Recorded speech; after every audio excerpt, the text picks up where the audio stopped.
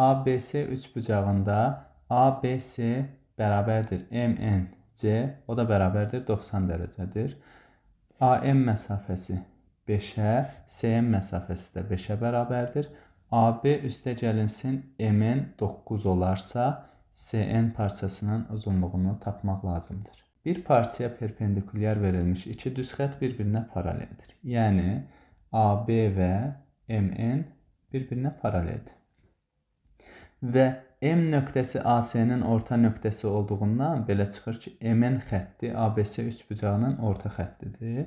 Bura bir A desək, AB məsafəsi 2A-ya bərabər olar. Və bu cəm bizə verilib ki, 9-a bərabərdir.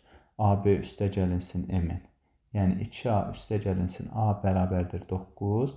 Buradan alırıq ki, 3A bərabərdir 9. A da bərabərdir 3. A-nı təyin elədik, 3-ə bərabərdir. Onda 2A 6-ya bərabər olar. Bizə lazım olan X idi.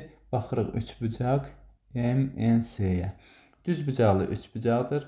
Katetlərindən biri və hipotenozu bəllidir. Digər kateti təyin etmək lazımdır. Pifaqor teoreminə görə x kvadratı üstə gəl 3-ün kvadratı bərabərdir 5-in kvadratı. X kvadratı bərabərdir 25 çıxılsın 9, o da bərabərdir 16. X də bərabərdir 4 olar.